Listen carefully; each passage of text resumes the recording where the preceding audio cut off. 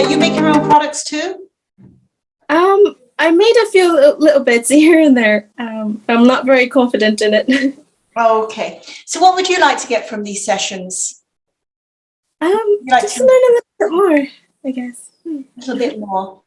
Okay. And Roxanne, what about yourself? I like to find out more on the safety, more on the how you determine stuff. Like, is it by percentages? Is it by weight? Is it how? So just more knowledge to, if I'm going to make stuff to sell, that I'm providing the safest, best kind of quality product. Okay. And Sherry?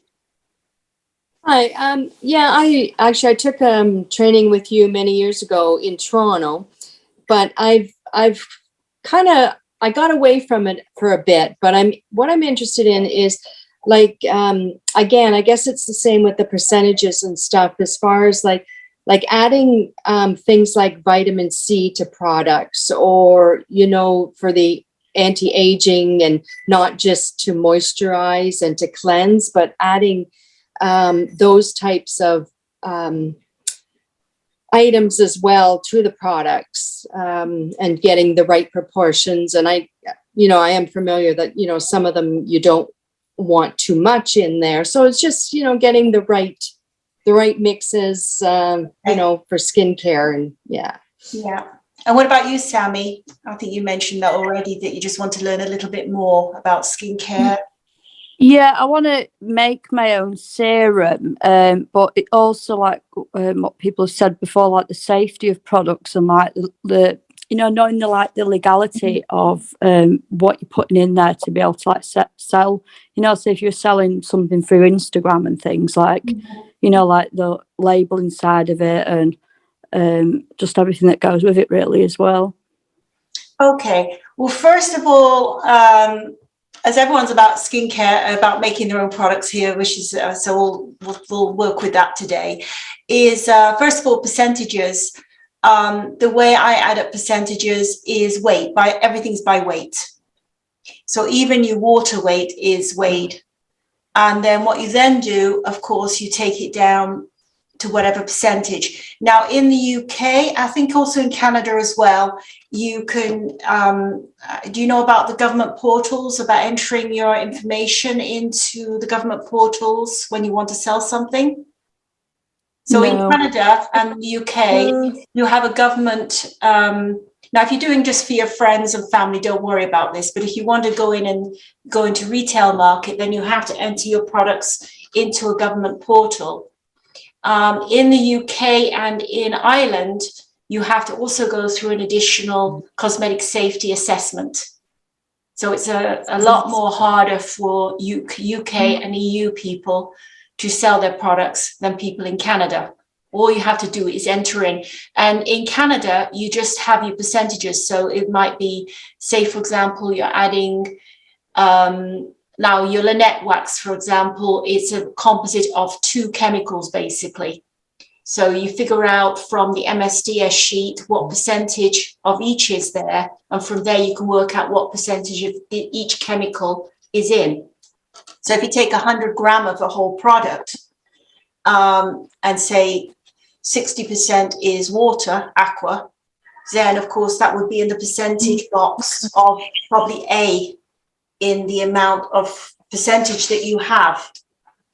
So I think, I don't know the percentages now on the Canadian portals, but you've got A, B, C, D, and that's how you enter them in. Now, for safety aspects, there's a certain percentage. You don't really have to worry, like with oils or waters. I mean, you can put 100% rose water on your face and it's good. You can put 100% almond oil on your face and it's good.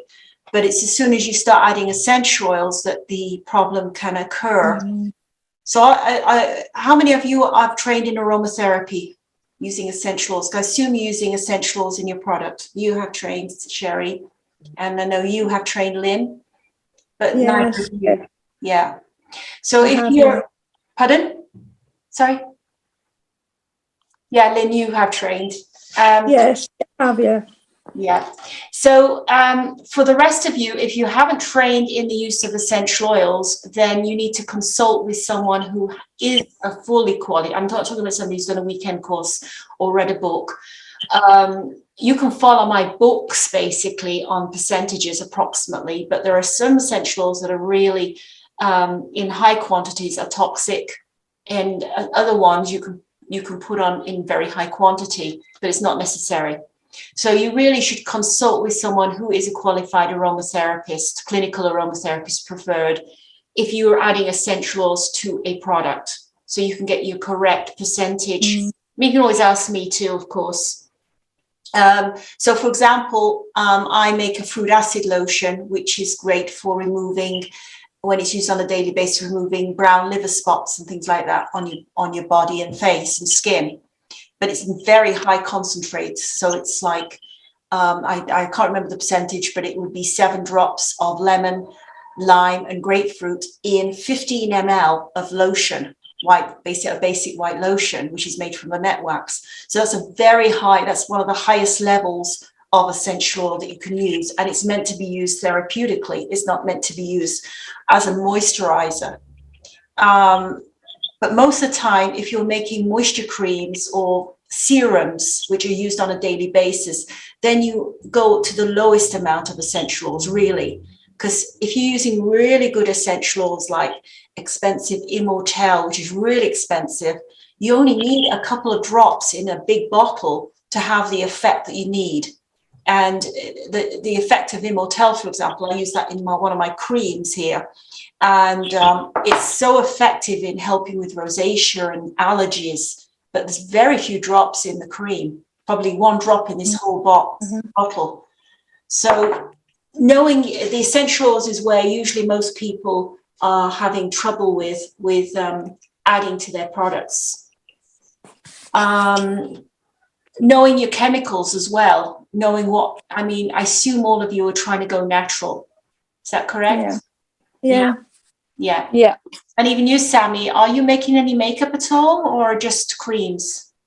I have made some makeup. I did one of your courses. Yeah.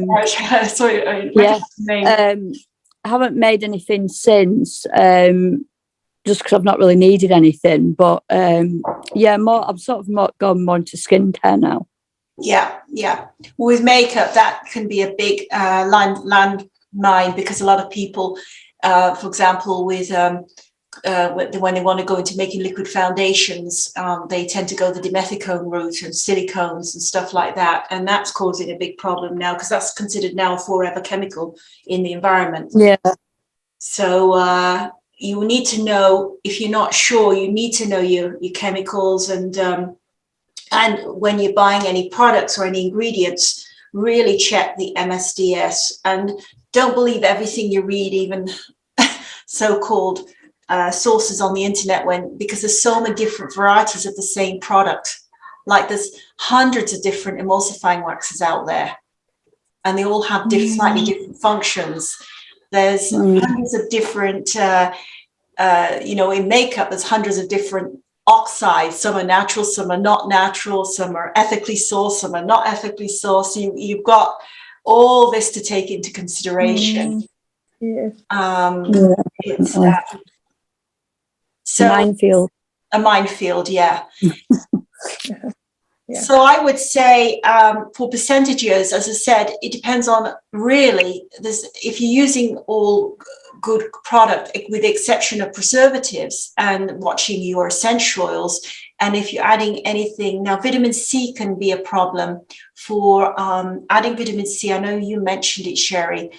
I don't know if it's a problem in Canada, but in the EU, as soon as you're adding vitamin C products to your cream, it goes under a different regulation. So I personally wouldn't add vitamin C to my product, and I prefer actually to add like lemon oil and things like that, as opposed to adding vitamin C. Then I get away from, then I don't have to think about saying, oh, it's got vitamin C added. Yes. It's naturally got the citrus in it. Yes. And you get all the benefits as well, just as well as if you added the chemical of vitamin C. But as soon as you add the chemical of vitamin C, it opens the line, man. And Canada is, much easier on people than the EU is. But because we have to have everything tested, you've got to have a stability test done. Each item you put on the market. I mean, I'm going through that with some creams at the moment. So I'm just got this tested, and it basically cost me €1,000 to get it tested, to have all the documents involved. Now that's cheap from England. If you live in Germany, you go through the German people, you're talking €2,500 for each item to be tested. Wow. It's it really is. I happen to know some cosmetic chemists in the UK, and they're doing me a special deal. Unfortunately, so Canadians have it very easy. You don't have to go through that, but you have to do your right percentages in the portal. And the portals are the same, whether it's the EU, UK, or they're very simple to follow, actually. Okay. Enter everything in. I had someone do it for my stuff in Canada, but I've been doing my own in the EU because I have to do everything for the EU. Yeah. Can I just ask? So, say I made a cream, and you have to put it through the portal. Does everything that you do have to be tested to sell? Just the cream. If you're in the EU, then it's some products like makeup, for example. I had my Cake mascaras recently going through the cosmetic testing. I didn't actually have to send anything for testing. I just had to send all the information about the percentages that I used of each product and the MSC of each item, each oxide that I use, each powder I used, each oil I used. So they needed all the MSC lists. And I didn't actually have to send it for testing. But for creams, they like a stability test as well. Right, okay. So makeup is actually a little easier to get testing done. So for my 15 mineral powder foundations, because there's no liquid in them, it costs me £650 for all the assessment to be done for the mineral foundations. Right. Yeah. But if you're just doing, I wouldn't do it straight away, because I know with myself, especially when I was in Canada, I was constantly making, especially in the 1990s. When did I meet you, Sherry? What year was it approximately? Oh gosh. Was it in the 90s or 2000? Or? Yeah, probably the early 2000s. Was it on Queen Street or in the Danforth? No, you know where it was? It was at New Directions. Oh. In Brampton. Brampton, yeah, that was the mid 2000 approximately. Yeah. Started there, yeah.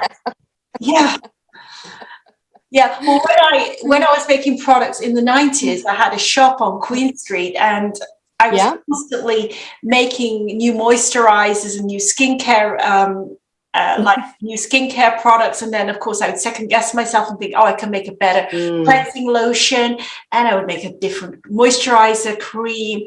And I got into a minefield because I'd be ordering labels for everything. And then all of a sudden an ingredient would change because I decided that I needed this other ingredient to go in there. So, yes. And that's, and until you really, it probably takes you at least a year of product development before you can say, right, this is it. This is the product I want to put on the market. So I wouldn't go through the testing if I was in the UK until I'm actually even starting to sell it. Or if I'm going to start to sell it into stores, not until if I'm just selling it in my little store here, I wouldn't bother, frankly. And I wouldn't do it. I wouldn't do it in the portal in Canada until I'm ready to go with it. And then I can say, right, because they want pictures of all the final labels. They want pictures of the finished product. And if you're changing that all over again, it's costing you money each time. Yeah. So I had to throw a lot of labels away all the time. Yeah. So, you know, you don't have to, as I said, if you're making product for home use or for just for friends, even if they're paying you, I wouldn't worry too much. Or you say things are in the progress and things like that. But then once you're ready, or you're finding, like one of my companies are making a cream for a company in the UK, and they're getting ready now. They're getting ready now to launch it in Boots. So I'm supplying the finished product to them. Let's just excuse me. There's something in. I'm applying for. She's getting all the testing done. The owner of this company, and then I'm just basically sending them the raw product. I mean, it's done, made, and then they're bottling it themselves, and it's selling under their own name. So they're just doing the final chat with Boots, which should be interesting. To let you know that the meeting could only be 40 minutes because there's something to do with Zoom, and I have to upgrade if I need it for an hour. So we've got 10 minutes left. But, Oh, wow. but I wanted this like an introduction to get an idea and see what, and then I can always put together. I can even do little demos on here as well. It's not a problem. And I want to get an idea from you what you would like to see, and what you'd like to hear, and what you'd like to know. And then I can guide, you know, the more people who come on, and I'm sure next time there'll be a lot more people coming on. I'm pretty certain there was quite a few people who got stuck somewhere. I think the day might be the time difference, because I was a lot of Dutch people were signed in. okay, because I was 8 p.m. tonight. Yeah, and I know the girl that was supposed to come on, she was thinking it was 8 p.m. tonight, because I'm just messaging her. So and she had a question about water-based products. She's really worried about preserving them and what you would use to preserve water-based products. well, for my own self, when I've been making creams, I've still used grapefruit seed extract. I've used the same product, and I think Esther does the same thing too. Yes, the commercial market for the cream, for example, that I'm making for the company in the UK, that's going to be, of course, going into Boots, I'm putting neopress in, which is phenox, whatever. It's a natural product, but it's not as natural as grapefruit seed extract, which is completely natural. Another product that I sell a lot of and people seem to like is the GeoGuard. GeoGuard, GeoGard. Yes, GeoGuard. Yeah, a lot of people seem to like that. And the other one I like, and I've started to play with it quite a bit, is Lucidel Max. And it's made from, it's not really so-called a preservative, but what it seems to do is it enhances good bacteria that takes away from bad bacteria. I don't know quite how it works, but it works. So then I haven't taken the plunge and said, right, for my commercial product that's going out there, I'm putting that in yet. I'm a little nervous about doing that. But for myself, I wouldn't have a problem. But as I said, grapefruit seed extract has worked for me for years. But it has to be the real McCoy, not the I know in England, I was teaching for Shirley Price College in England about 5 years ago, and I was teaching a cream making class, and I forgot my own grapefruit seed extract, and they said, "Oh, we have grapefruit seed extract here," and I said, "Oh, great," and it looked completely different from the one I had, and anyway, we put it in, and within 2 weeks, all the products were moldy. And it was the same. And that's why grapefruit seed extract has got a bad rep, because some people are selling grapefruit seed extract, which is not really the same as the one I get. And it looks different. It's completely a different It's a minefield, isn't it? Yeah. So you have to do a lot. I've looked myself, and there's so many different ones, grapefruit seed extract. They're so different from yours. Well, I started with that because I used to buy them from a health food store in Canada, the grapefruit seed extract, and I was just playing with it. This is right back in the early 90s, and I mixed it with myrrh and benzoin essential oils, and that worked okay. And then I found a company in Florida that sold me in bulk, the grapefruit seed extract in bulk. And it was like 10 times stronger than the other one. So that one was made, the one I was using before was made for internal use. and the one I was buying was not made for internal use. It was made for cosmetic use. And so there's a different strengths of what they are. So that's why I'm saying you have to know, you have to try things out for yourself or know which product it is. You have to learn to read the chemical list and the percentages within the chemical. And then don't just believe them, also try them out as well until you get the correct. I mean, I'm using the same grapefruit seed extract that I purchased back in the mid-90s. I'm from the same company. I've kept with them the whole time. I've tried other companies and it's always had a problem every time. And they make it right there, you know, right from the orchard that they have.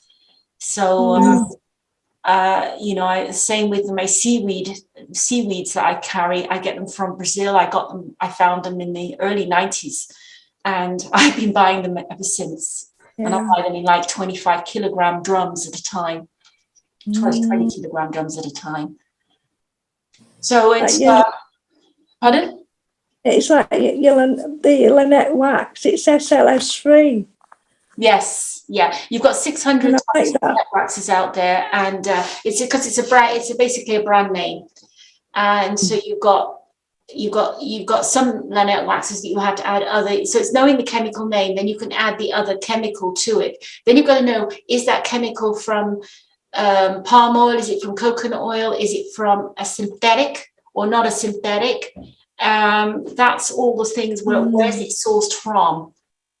And I'm very lucky because in Germany there's a lot of eco-conscious companies that are creating these waxes, so I'm able to go directly to them. I'm just over the border to Germany, so I'm able to you know, get all these in bulk, which is why I'm selling to people even in Canada, because all the best stuff still comes from Germany. And when I had the shop in Canada, I was selling them actually for more in Canada 12 years ago than I am now, including transport. So it's because I was still having to import everything in when I was in Canada. Yeah. So you know, I think I've got a video on YouTube about preservatives and the percentage of each preservative of each type to use. So it's somewhere in my YouTube channel. You just go to my YouTube channel, put preservatives in. There's a whole thing very carefully written, not written down, but I've gone through each preservative, the percentage you can use for each and how much, and what I find they use best for. And they all work. It's your own personal preference. Okay. Yeah, good. And basically, it's the essential oils you just got to watch. Like, you know, some essential oils can really irritate the skin, like lemongrass can. But if it's added to mandarin, that will quench the lemongrass. So knowing your essential oils, you can still add these essential oils, but you've got to learn what you can make. When you mix certain essential oils together with another essential oil, it works in harmony and becomes different. So the chemical structure kind of changes. So this is, you know, essential oils, other ingredients, as I said, like depending what you want to produce in your cream, whether it's for dry skin, oily skin, serums, of course, are a different story. They're usually very light, sometimes light creams, and going into more gels. You can do combinations. Like my cream that I love is a combination now of more serum and a cream. So I say it's a 2-in-1 because it's got a lot of the seaweed in it. So it really works. It's very light. So it could even go in a bottle with a dropper in it. So it could be sold as a serum.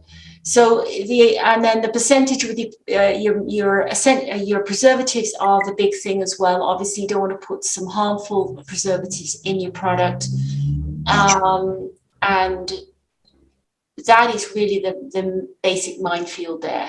And then the only difference between a cream and a lotion is the amount of water you add. Yeah. And then again, you've got to also look at your waters that you buy. If your rose water, if it's bought floral water, say from the health food store, is it a true hydrosol, or is it mean something that's had chemicals added to make the essential diffuse through? Yeah. So that's the other thing you've got to look at as well. Yeah. Just checking to see how we're doing for time. Oh, it should be okay. It should be okay. Yeah. So I think that sort of answers the questions. I'm sure you might have more questions. You can always email me afterwards.